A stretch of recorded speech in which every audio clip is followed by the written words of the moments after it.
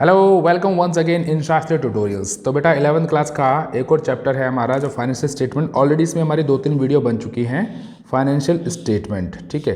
तो इसमें हम एक क्वेश्चन ला रहे हैं विद एडजस्टमेंट वाला। कौन सा? विद एडजस्टमेंट का, क्योंकि अक्सर जो प्रॉब्लम्स आती हैं वो एडजस्टमेंट वाले क्वेश्चंस में ही आती है हमारी कि भाई एडजस्टमेंट के क्वेश्चंस को कैसे सॉल्व करें।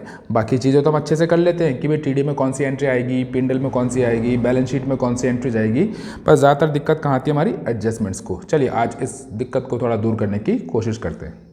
चलिए जैसे कि आपकी स्क्रीन पे क्वेश्चन है, from the following trial balance messrs Arjun and sons at the December 2020। Date का बड़ा ख्याल रखना होता है बेटा इन कई क्वेश्चंस में, ठीक है ना। डेट बड़ी इंपॉर्टेंट रोल प्ले करती है, खासकर इस क्वेश्चन में तो करेगी, अभी बताऊंगा कैसे। तो हमने इसमें क्या प्रिपेयर करना है बेटा, एक तो ट्रेडिंग अकाउंट और प्रॉफिट एंड लॉस अकाउंट और बैलेंस शीट, तीनों चीज़ें प्रिपेयर करनी है, ठीक है। हम एक बार जरा ट्रायल बैलेंस को भी देख लें, ट्रायल बैलेंस में क्या क्या चीज़ें हमें गिवन है। चलिए तो देखते हैं एक बार ट्रायल बैलेंस में हमें क्या क्या गिवन है। ड्राइंग एंड कैपिटल दे रखी है, ठीक है। एक मिनट जरा मैं पेन ले लूँ हाथ में दूसरा। देखिए ड्राइंग और कैपिटल दे रखी है। ड्राइंग का हमारा डेबिट बैलेंस होता है और कैपिटल का हमारा क्रेडिट बैलेंस होता है, ठीक है। परचेज का हमारा डेबिट बैलेंस होता है और सेल्स का हमारा क्रेडिट बैलेंस होता है। स्टॉक दे रखा है, ये ओपनिंग स्टॉक है। रिटर्न आउटवर्ड, ठीक है। चलिए अगर मैं इस क्वेश्चन को करूंगा तो किस तरीके से करूंगा मैं आपको सिखाता हूँ। बड़ा इजी वे है, आप भी उसी ढंग को अपनाएंगे तो काफ़ी फायदे में रहेंगे। चलिए देखिए, जब भी करें तो देखो ड्राइंग है तो ड्राइंग मेरा कहाँ जाएगा बेटा, ये दोनों चीज़ें जाएंगी मेरी बैलेंस शीट में। परचेज और सेल्स मेरी जाती हैं टीडी अकाउंट में। स्टॉक भी जाएगा मेरा ट्रेडिंग अकाउंट में। रिटर्न इनवर्ड, रिटर्न आउटवर्ड और रिटर्न इनवर्ड। रिटर्न आउटवर्ड होता है मेरा परचेज रिटर्न, ठीक है जी। तो ये भी मेरा कहाँ जाएगा, टीडी में। क्लियर है, परचेज से लेस हो जाएगा। कैरेज इनवर्ड मेरा क्या होता है बताएं। तो कैरेज इनवर्ड हमारा कहाँ जाएगा सर, वो भी टीडी में, क्योंकि ये हमारा किसका खर्चा है, रॉ मटेरियल लाने का, ठीक है। वेजेस हमारा ऑब्वियस सी बात है टीडी का। पावर भी हमारा टीडी का। मशीनरी बैलेंस शीट की। फर्नीचर भी बैलेंस शीट की ट्रीटमेंट है हमारी। क्लियर है, थोड़ा और ऊपर चल लेते हैं हम। हाँ जी, यहाँ तक हो गया हमारा बैलेंस शीट मशीनरी, ठीक है।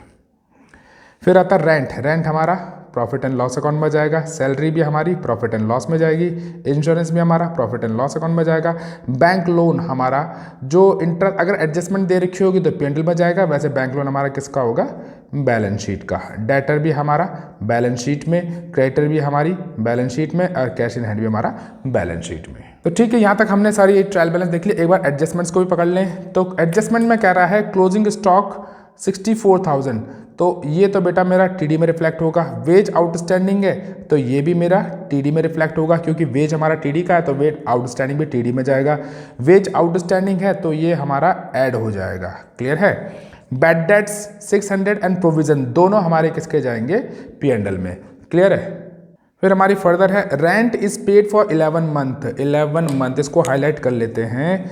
जो रेंट हमको गिवन है क्वेश्चन में वो 11 महीने का है, तो यानी कि एक महीने का रेंट क्या है, 1 मंथ रेंट क्या है बेटा, आउटस्टैंडिंग। और आउटस्टैंडिंग क्या होता है, ऐड। क्लियर है जी। 1 मंथ का रेंट क्या आउटस्टैंडिंग, वो हमने निकालना है। कैसे निकालेंगे वो बताएंगे। बैंक लोन मैंने बताया था, लोन अगर एडजस्टमेंट में दिया है। अब यहाँ पर देखो बड़ा ध्यान देना है। Loan from the bank was taken कब लिया था, 1 जुलाई को। 1 जुलाई, ठीक है। जब करेंगे बताएंगे क्या इसका खास। प्रोवाइड डैप, तो ये डैप हमारा मशीनरी पर लगता है तो ये भी हमारा कहाँ जाएगा, पी&एल एंड बैलेंस शीट में। तो ठीक है बेटा, क्वेश्चन स्टार्ट करते हैं। तो सबसे पहले हमारी एंट्री कौन से आ सकती है, चलो हम सीक्वेंस से ही करते हैं, ठीक है ना। मैं जब भी इस क्वेश्चन को करता हूँ तो सीक्वेंस से ही करता हूँ। तो मैंने क्या करा, पहले तीनों फॉर्मेट बना लिए, ट्रेडिंग अकाउंट का, पी&एल अकाउंट का और बैलेंस शीट का। सीक्वेंस से करने का फ़ायदा ये होता है कि भाई मेरी कोई भी एंट्री रॉन्ग नहीं होगी। अच्छा एक चीज़ और बताऊंगा, जब भी मैं ऐसा करता हूँ तो मैं सबसे पहले क्या करूँगा, जितनी भी एडजस्टमेंट्स हैं उनको राउंड कर लूँगा। तो मेरी एक क्लोजिंग स्टॉक की आई थी, ठीक है। एक वेज की मेरी एंट्री आई थी तो वेज पे मैंने टिक मार लिया। और एक मेरी आई थी बैड डेट वाली, यानी डेटर्स को रिलेटेड, तो ये मैंने इसमें टिक मार लिया। और एक लोन वाली एंट्री आई थी, ये एडजस्टमेंट की है। और कौन सी थी भाई, और थी रेंट की और मशीनरी की।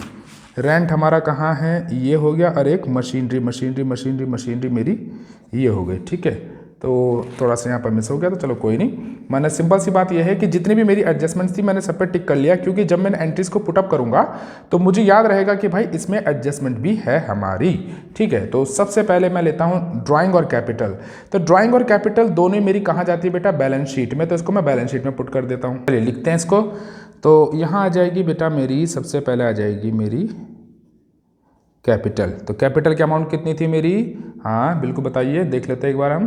तो कैपिटल थी हमारी 80,000। ठीक है जी। अच्छा, अब कैपिटल में हमको पता है हमारा या तो ऐड होगा या तो लेस होगा। ऐड या तो लेस, क्या होगा, नेट प्रॉफिट या नेट लॉस, जो भी आएगा उसको हम यहाँ लिख देंगे। ठीक है, वो जो आएगा वो इधर आएगा। फिर जो ड्राइंग को होता है वो ड्राइंग हो जाती है मेरी लेस, तो लेस कर दूंगा मैं यहाँ पर ड्राइंग कितनी मेरी 18,000। क्लियर है, जो अमाउंट आएगी उसको इधर लिख देंगे। चलिए आगे चलते हैं। ड्राइंग मेरा हो चुका है, इसके बाद चलेंगे हम परचेज एंड सेल्स। परचेज है मेरा 82,600 और सेल्स है मेरी 1.5 लाख, मतलब 1,55,000। तो सेल्स मेरा इधर आ जाएगा, बाय सेल्स कितना था, 1,55,000 और यह मेरा आ जाएगा टू परचेज कितना था बेटा, 82,600। ठीक है, चलिए ये भी हो गया मेरा दोनों। इसके बाद आता है स्टॉक और रिटर्न इनवर्ड। स्टॉक मेरा टीडी में जाएगा और रिटर्न आउटवर्ड का मतलब होता है परचेज रिटर्न। तो ये मेरा परचेज से लेस हो जाएगा, ये मेरा परचेज से लेस हो जाएगा। ठीक है, रिटर्न आउटवर्ड यानी परचेज रिटर्न। तो स्टॉक की वैल्यू 42,000 और इसकी है 1,600। तो लिखते इधर हम टू ओपनिंग स्टॉक कितना था, 42,000। और यहाँ पर मैं इसको ब्लैक पेन से कर लेता हूँ, जो एडजस्टमेंट है इसको यहाँ कर दूंगा मैं लेस रिटर्न आउटवर्ड। कितना बेटा मेरा, 1,600 रुपये। तो 82,600 में से 1,600 गए तो 81,000, 81,000 मेरा आ गया। चलिए इसके बाद आता है मेरा कैरेज इनवर्ड और वेज। कैरेज इनवर्ड और वेज दोनों मेरे टीडी के हैं और पावर भी मेरा टीडी का है। तो यानी 1,200, 4,000 और 6,000 तीनों मेरे कहाँ चले जाएंगे, 11,200 टीडी में। तो ठीक है बेटे, हमने लिख दिया to carriage inward 1,200, to power 6,000 और टू वेजेस 4,000। अब आप कह रहे होंगे सर आपने वेजेस को अंदर क्यों लिखा, तो बेटा मैंने आपको बताया था कि मैंने इसमें टिक कर रखा मार्क, यानी कि ये क्या है मेरी एडजस्टमेंट। एक बार एडजस्टमेंट चेक कर लेते हैं हम। तो एडजस्टमेंट कहती है वेजेस, क्लोजिंग स्टॉक अभी लिखा नहीं, इसको भी ले लेते हैं। Wages outstanding 2,400। तो वेजेस आउटस्टैंडिंग कितना, 2,400। तो आउटस्टैंडिंग क्या होता है, टीडी में हमारा ऐड हो जाता है और क्लोजिंग स्टॉक हमारा कहाँ जाएगा, टीडी के क्रेडिट साइड में। तो ठीक है, लिख देते हैं, यहाँ लिख देते हैं हम बाय क्लोजिंग स्टॉक। कितनी वैल्यू थी बेटा, 64,000। और यहाँ कर देंगे हम ऐड, सॉरी थोड़ा सा कैमरा ज़्यादा हिल गया, चलिए एडजस्ट हो गया। तो यहाँ लिख देंगे बेटा add outstanding wages. Outstanding wages कितना था हमारा, कितना था बच्चे, यस 2,400। तो ये ऐड किया तो कितना आ गया, 6,400। क्लियर है, यहाँ पर हमारा एकदम ओके हो चुका है। तो हमारा कैरेज भी हो गया, वेज भी हो गया, पावर भी हो गया। अब मशीनरी पे चलना है। मशीनरी पे हमने एरो लगा रखा है। अब मशीनरी पे हमें एडजस्टमेंट दे रखी है, देखिए कितनी दे रखी है। मशीनरी की कीमत कितनी दी है, 50,000। एडजस्टमेंट चेक करें तो मशीनरी पे कह रहा है डैप कितना बेटा, 10%। तो 50,000 का 10% कितना हो गया, 5,000। तो उसको हम कहाँ लिख देंगे, P&L में। तो चलिए लिख देते हैं। तो हम लिखते हैं यहाँ पर टू डैप ऑन मशीनरी, 50,000 का 10% 5,000। ठीक है, और साथ साथ हम यहाँ बैलेंस शीट में भी कर देते हैं इसको। क्लियर है, बैलेंस शीट पे ये एसेट साइड पे आ जाता है हमारा। तो यहाँ लिख देंगे हम मशीनरी 50,000 और डैप को क्या करेंगे, लेस। तो यहाँ लिख देंगे लेस डैप ऑन मशीन 5,000 का। तो कितना आ जाएगा बेटा, 45,000। चलिए ये भी हो गया हमारा। अब आता हमारा फर्नीचर। फर्नीचर कुछ नहीं है, सिंपल दे रखा 14,000। तो इसको हम बैलेंस शीट में 14,000 लिख देंगे यहाँ पर। ठीक है सर, यहाँ लिख देते हम फर्नीचर फर्नीचर की अमाउंट कितनी देर की थी हमें, 14,000। तो उसमें कोई चेंज नहीं है, ना कोई एडजस्टमेंट है, तो लिख दिया हमने। नेक्स्ट देखें, अब आता है, थोड़ा सा फोकस ठीक कर ले, हाँ ठीक है। फर्नीचर हो गया हमारा। रेंट पे हमें एरो दे रखा है, यानी कि रेंट के एडजस्टमेंट है। तो रेंट दे रखा मुझे 22,000 का, रेंट दे रखा बेटा 22,000 का। एडजस्टमेंट देख ले एक बार, तो एडजस्टमेंट चेक करा तो हमने पाया एडजस्टमेंट में दे रखा है बेटा, थोड़ा सा फोकस ठीक कर ले। Rent is paid for 11 month, यानी कि जो हमें 22,000 रेंट मिला है वो कितने का है, 11 महीने का है। तो हमें 1 महीने का आउटस्टैंडिंग निकालना है, तो बड़ा सिंपल है। तो चलो इसको वर्किंग नोट में कर लेते हैं। डी वाली एडजस्टमेंट है ना, जो रेंट हमें दिया है क्वेश्चन में वो दे रखा है 22,000, पर ये किसका है, 11 मंथ का। तो हम 1 महीने का निकाल लेते हैं, 1 मंथ का। तो कितना आ जाएगा, 22,000 डिवाइडेड बाई 11, यानी कि 1 महीने का रेंट हो गया 2,000। तो ये 2,000 हमारा क्या है, आउटस्टैंडिंग है, ठीक है ना। तो हम इसको कहाँ लिखेंगे, रेंट आता हमारा P&L में। चलिए तो यहाँ लिख देंगे हम टू रेंट। कितना था रेंट हमारा, 22,000, और ये हमारा आउटस्टैंडिंग है तो वो ऐड हो जाता है। आउटस्टैंडिंग रेंट कितना निकला बेटा, 2,000। 1 महीने का रेंट 2,000 बाई, हाँ, तो टोटल कितना आ गया हमारा यहाँ पर, 24,000। अब आउटस्टैंडिंग जो होता है वो नेचर से लायबिलिटी होता है, तो उसको साथ के साथ हम लायबिलिटी साइड में भी डाल देंगे। तो यहाँ डाल देंगे हम आउटस्टैंडिंग रेंट। कितना आ गया बच्चे, 2,000। अच्छा, एक आउटस्टैंडिंग और भी आया था हमारा वेजिस का, तो वो भी लिख देते हैं हम, आउटस्टैंडिंग वेजिस, वो भी कितना था, 2,400। चलिए आगे देखते हैं, ये भी हो गया, रेंट भी हो गया। अब सैलरी, सैलरी सीधी दे रखी है हमें 15,000 की।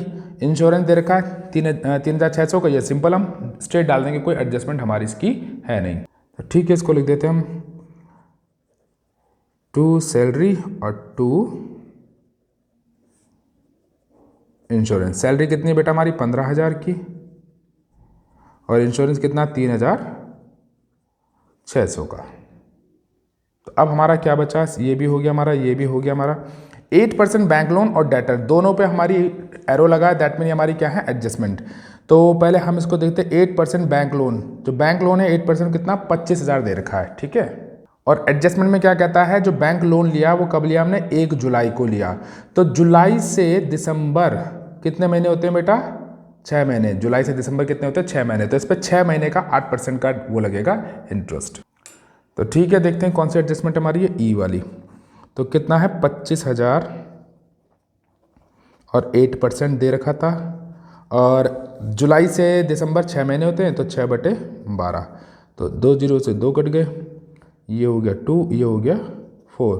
तो ये मेरा कितना आ जाएगा, 25, यानी कि 1,000 रुपये आ गया मेरा, ठीक है। तो इसकी ट्रीटमेंट हम कर देते हैं किसमें, P&L में। ये क्या हो जाएगा हमारा, to outstanding interest on bank loan. कितना हो जाएगा बेटा, 1,000 रुपये, ठीक है। और इसी की ट्रीटमेंट हम कहाँ कर देंगे बेटा, बैलेंस शीट में। तो बैलेंस शीट में इसको हम कहाँ कर देंगे, लायबिलिटी साइड में।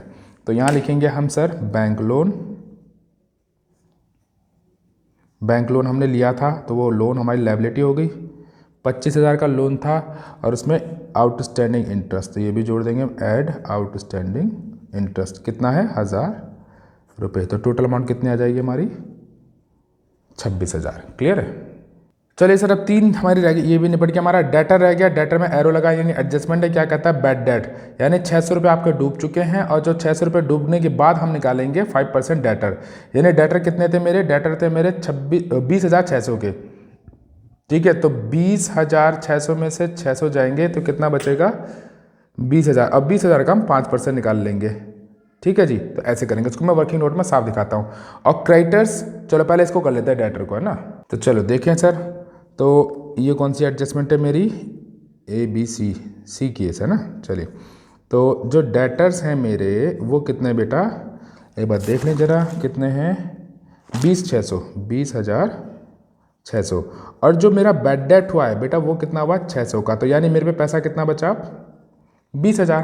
तो इसी का हमने क्या निकालना है, 5%। ये हमारा हो जाएगा प्रोविज़न फॉर डाउटफुल डेट।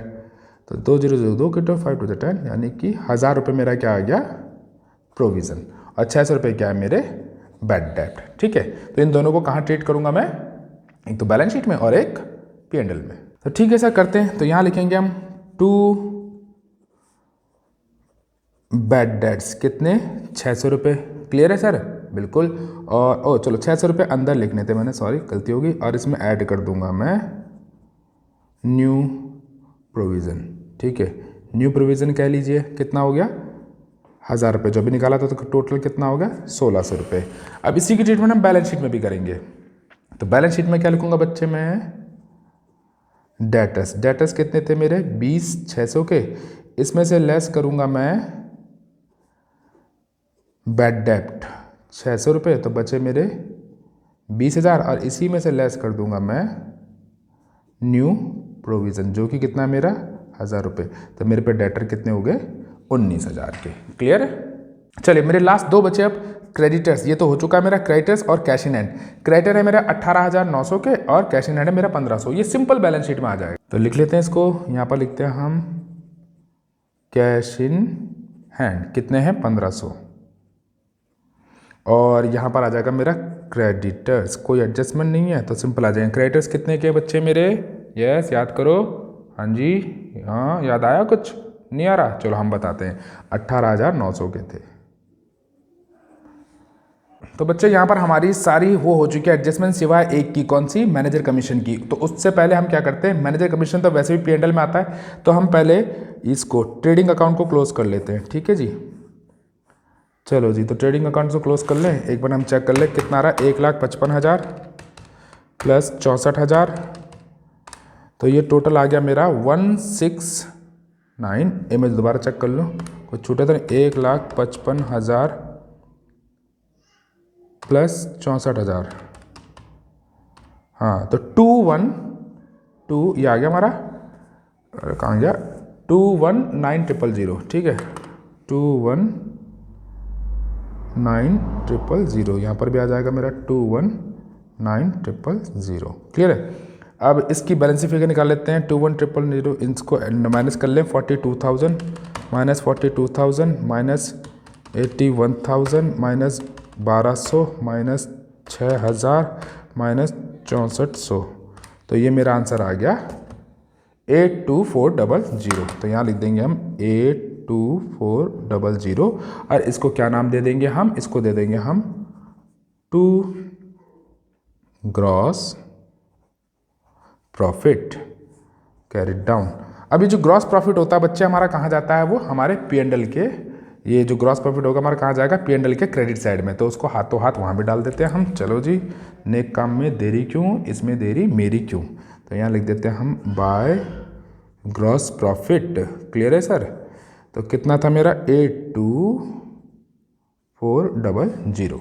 चलिए TD तो हमारा निकल चुका है, P&L निकालने से पहले एक एडजस्टमेंट है बहुत इंपॉर्टेंट है, उसको देखते हैं। Managers commissions at 10% on net profit. ध्यान दीजिएगा, मैनेजर कमीशन जो निकालना है हमने किस पे निकालना है, नेट प्रॉफिट पे निकालना है, आफ्टर चार्जिंग, इसका भी ध्यान देना आफ्टर। अगर आफ्टर होता है मैनेजर कमीशन में तब फॉर्मूला क्या लगता है, बिफोर होता है तब क्या लगता है, अभी बताता हूँ, पहले इसको देख लेते हैं।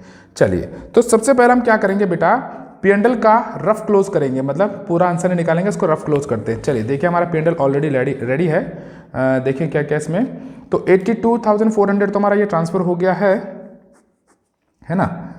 चलो जी, तो अभी इसको क्लोज नहीं करते हैं, रफ में लेके चलते हैं हम इसको, और यहाँ देख लें कितना आ रहा है इसका टोटल। मैं एक बार इसका टोटल कर लूँ, 5,000 प्लस 24,000 प्लस 15,000 प्लस 3,600 प्लस 1,000 और प्लस 1,600, तो ये मेरा आ रहा है सर 50,200। ठीक है जी, 50,200 आ रहा है, और हम पे ये कितना है 82,400 में माइनस किया मैंने 50,200, तो ये आता है मेरे पास बिल्कुल सही, तो ये आ जाएगा मेरे पे कितना 32200। अब ये है मेरा नेट प्रॉफिट। ठीक, तो नेट प्रॉफिट मेरा अभी जो रफ नेट प्रॉफिट कितना है लिखना मेरा 32200। मैं इसको भी यही रोक रहा हूँ क्योंकि मैं आपको एक कॉन्सेप्ट क्लियर करना चाह रहा हूँ मैनेजर कमीशन का।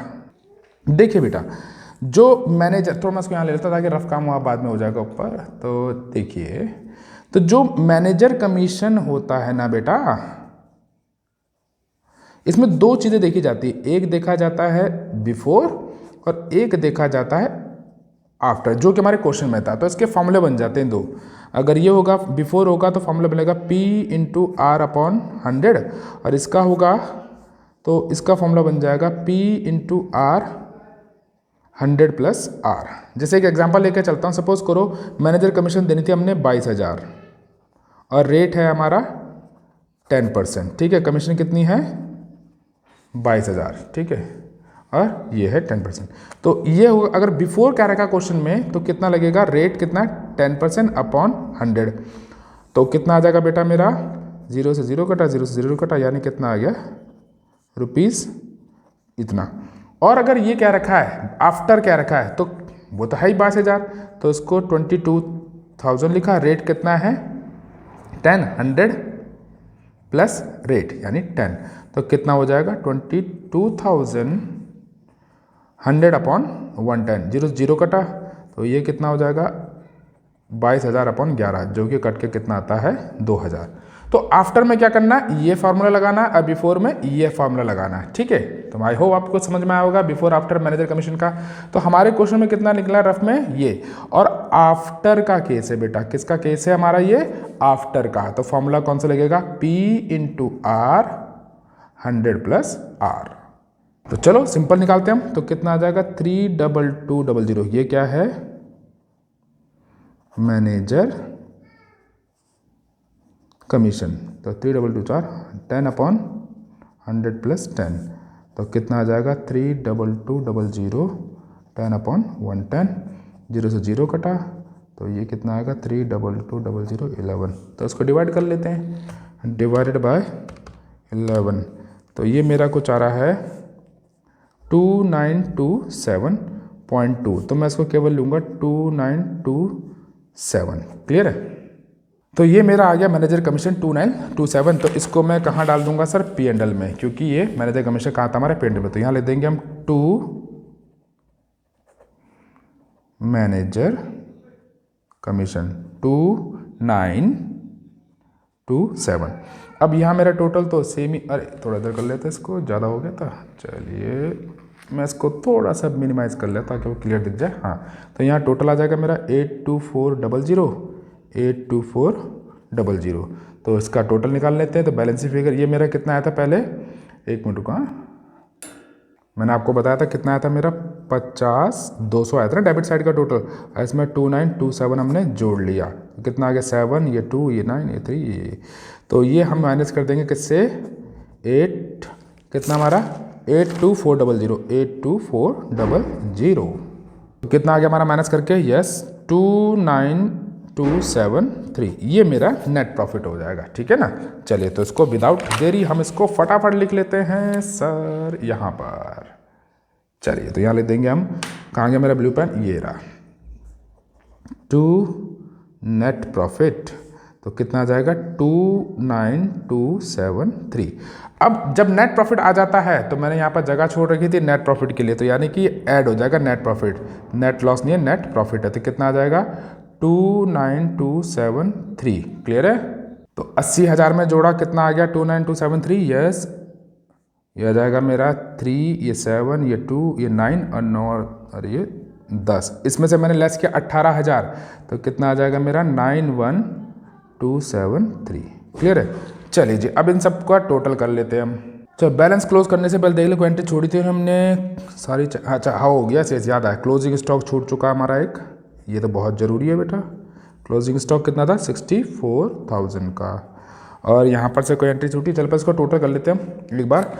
40 एसेट साइड का 45,000 प्लस 14,000 प्लस 19,000 प्लस 1,500 और प्लस 64,000, तो ये मेरा आ रहा है, चेक कर लेते हैं यहाँ पर 143500, ये मेरा बिल्कुल सही आ रहा है। इस तरफ का देख लेते हैं 91273 प्लस 2000 प्लस 2400 प्लस 26,000 प्लस 18,900, ये हमारा बराबर नहीं आ रहा, ये आ रहा हमारा 140573, यानी कोई एंट्री छुट्टी है तो यानी चेक कर ले। अच्छा ओ yes yes yes, manager commission का हमने नहीं किया, इसको लिख लेते हैं, मैनेजर कमीशन का लिख लेते हैं, यहाँ लिख लेते हैं हम, है ना, मैनेजर कमीशन आउटस्टैंडिंग कितना था 2927, तो हमारा आ रहा था कितना 140573, इसमें प्लस करेंगे हम 2927